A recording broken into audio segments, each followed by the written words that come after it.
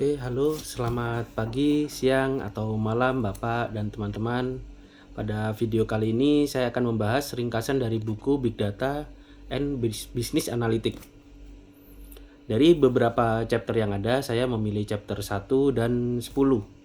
Saya memilih dua chapter ini karena keduanya saling berhubungan, di mana chapter pertama menjelaskan bagaimana Big Data mengubah cara organisasi bekerja, sedangkan chapter 10 menjelaskan bagaimana data tersebut digunakan dalam proses pengambilan sebuah keputusan.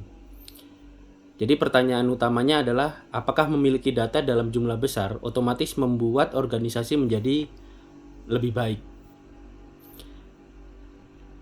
Jadi pada chapter pertama yaitu Architecting the Enterprise via Big Data Analytics menjelaskan bahwa perkembangan teknologi telah menghasilkan perubahan besar terhadap lingkungan bisnis dan organisasi.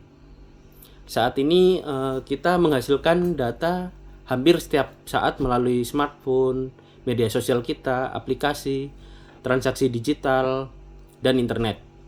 Akibatnya, data berkembang dalam tiga karakteristik utama, yaitu volume, velocity, dan variety. Volume berarti jumlah data yang sangat besar, velocity berarti data muncul dan berubah dengan sangat cepat, sedangkan variety berarti bentuk data semakin beragam. Data sekarang bukan hanya angka dalam tabel, tetapi juga teks, gambar, video, audio, dan informasi lainnya. Jadi di buku ini dijelaskan bahwa data semi terstruktur dan tidak terstruktur semakin penting. Perkembangan teknologi memungkinkan organisasi mengelola data dalam skala yang jauh lebih besar. Perangkat mobile juga mempunyai peran besar. Smartphone bukan hanya membuat kita menjadi konsumen informasi, tetapi juga menjadi penghasil data. Aktivitas kita dapat menghasilkan informasi mengenai aplikasi yang digunakan, jaringan, lokasi, atau seperti barang yang kita butuhkan via e-commerce, hingga perilaku kita. Karena perangkat mobile selalu terhubung dengan internet, jadi jumlah data yang dihasilkan pun semakin besar. Namun, chapter 1 bukan hanya mengenai teknologi, yang lebih penting adalah bagaimana organisasi memanfaatkan data tersebut. Jika bagian pemasaran, keuangan, dan pelayanan mempunyai data masing-masing tetapi tidak saling terhubung, maka organisasi mungkin memiliki banyak data tetapi tetap kesulitan mendapatkan gambaran secara menyeluruh.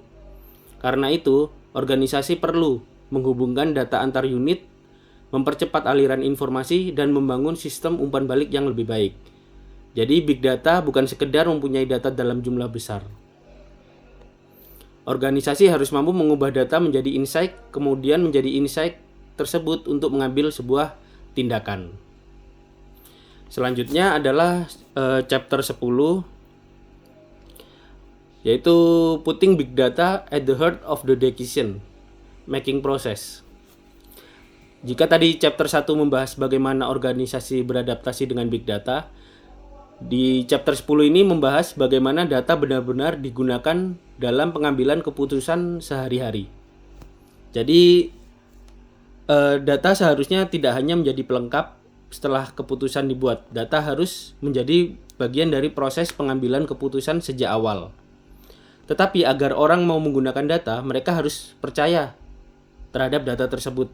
Misal, seorang pimpinan menerima berbagai laporan yang menunjukkan angka berbeda untuk indikator yang sama. Tentu hal tersebut justru dapat menimbulkan keraguan.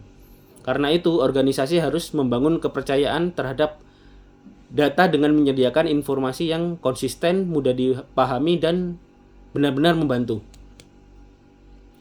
Disinilah data quality atau kualitas data menjadi sangat penting.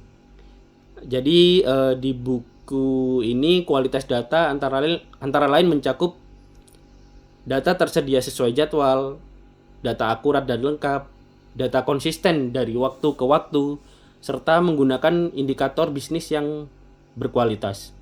Contoh, sebuah tim penjualan mengadakan rapat setiap Senin pagi untuk mengevaluasi pencapaian minggu sebelumnya.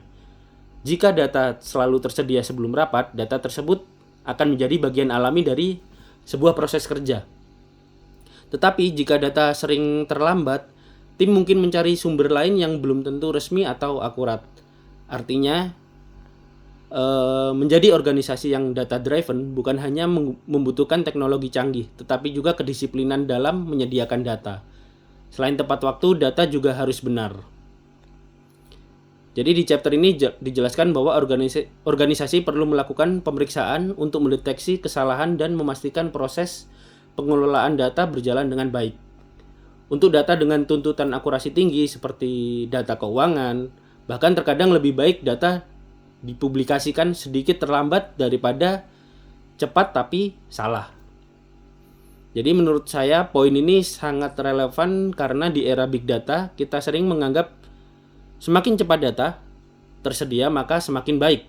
Padahal kecepatan tetap harus diimbangi dengan akurasi, kelengkapan, dan konsistensi.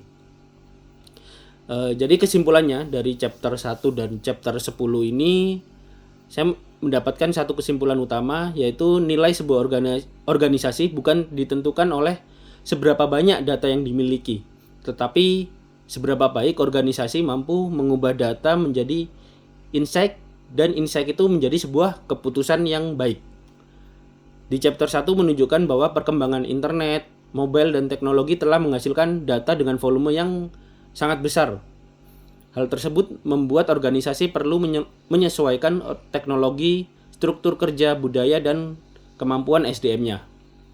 Sedangkan di chapter 10 menunjukkan bahwa data baru mempunyai manfaat nyata ketika digunakan secara konsisten dalam pengambilan keputusan. Untuk itu, data harus tersedia tepat waktu, akurat, lengkap, dan mudah dipahami.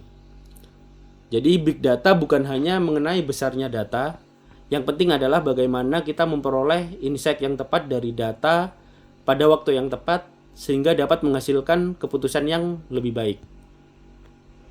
Jadi ini pesan atau kesimpulan yang saya tangkap dari buku Big Data and Business Analytics. Organisasi harus bergerak dari sekedar data rich menjadi insight rich. Sekian pembahasan dari saya. Terima kasih.